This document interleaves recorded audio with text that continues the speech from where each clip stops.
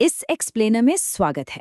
आज हम दुनिया भर में पसंद किए जाने वाले एक ऐसे फल की बात करेंगे जो जितना मीठा है उतना ही रहस्यमयी भी। हम बात कर रहे हैं लीची की। एक ऐसी कहानी जो किसी थ्रिलर से कम नहीं है।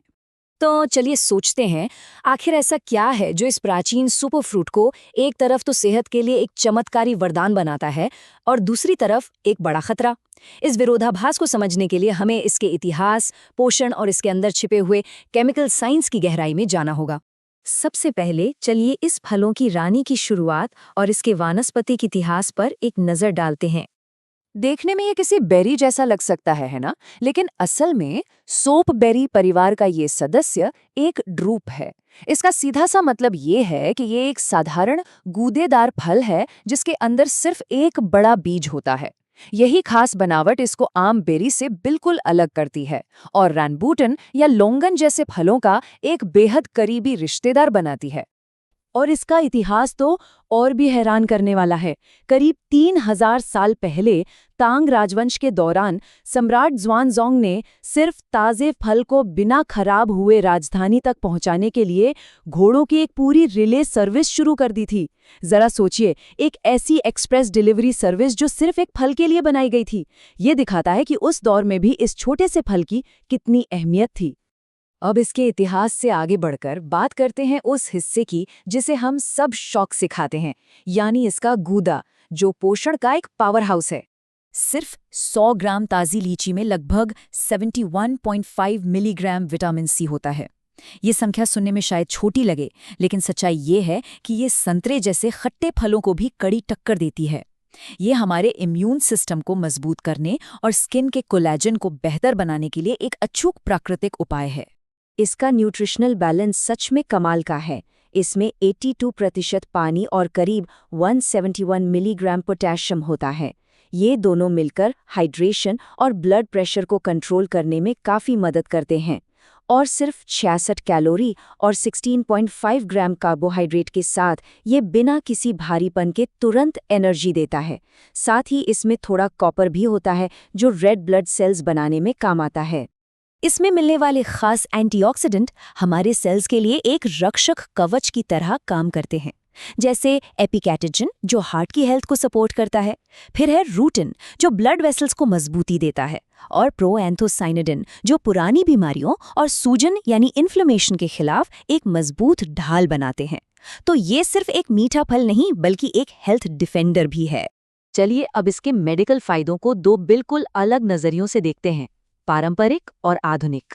ये देखना बहुत दिलचस्प है कि सदियों पुराना आयुर्वेद और आज का मॉडर्न साइंस दोनों एक ही नतीजे पर पहुंचते हैं। आयुर्वेद लीची को शीत यानी ठंडा मानता है, जो गर्मियों में पित्त और वात दोष को शांत करता है। और आधुनिक विज्ञान भी यही कहता है कि इसका हाई वाटर कंटेंट और विटामिन सी हमारी बॉडी को हाइड्रेट और रिपेयर करते हैं। दोनों रास्ते बिल्कुल अलग हैं, पर मंजिल एक ही।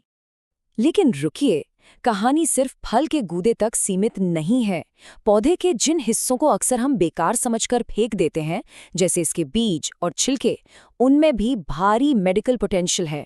नई रिसर्च बता रही है कि इनके अर्क एल्जाइमर्स जैसी बीमारियों को बढ़ाने वाले एंजाइमों को रोक सकते हैं। सच में प्रकृति में कुछ भी वेस्ट नहीं होता। पर हर चमकती चीज सोना नहीं होती। इस न्यूट्रिशन पावर हाउस के अंदर एक गहरा केमिकल रहस्य छिपा है जिसने बरसों तक पब्लिक हेल्थ एक्सपर्ट्स को उलझाए रखा। कच्ची या अधपकी लीची में हाइपोग्लिसिन ए और MCPG नाम के प्राकृतिक जहर पाए जाते हैं। जब ये केमिकल हमारे शरीर में जाते हैं तो ये एक मेटाबॉलिक रुकावट बना देते हैं। आसान शब्दों में कहें तो ये लिवर को बॉडी के स्टोर किए गए रिजर्व से नया ग्लूकोज बनाने से रोक देते हैं, जिससे बॉडी की एनर्जी सप्लाई पूरी तरह रुक सकती है। ये रुकावट एक खतरनाक चेन रिएक्शन में कैसे बदलती है, इसे एक टिक टिक करती घड़ी की तरह समझना जरूरी है। दिन में अक्सर बच्चे जमीन पर गिरी कच्ची लीची खा लेते हैं, फिर शाम को ठीक से खाना नहीं खाते।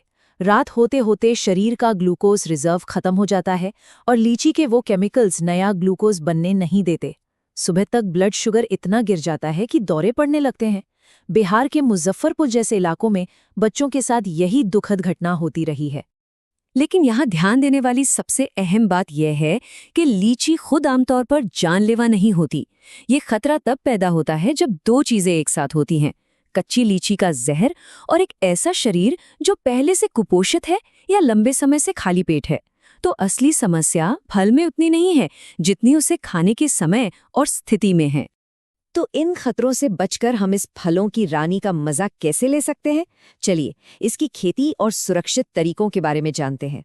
भारत में लीची की कई बेहतरीन किस्में उगाई जाती हैं, जैसे बिहार की मशहूर शाही लीची, जिसे उसकी गुलाब जैसी खुशबू के लिए जीआई टैग मिला हुआ है। फिर चाइना वैरायटी है जो काफी मजबूत होती है, और बेदाना, जिसमें नाम के मुताबिक बीज बहुत छोटे, बिल्कुल मुर्गी की जीभ जैसे होते हैं।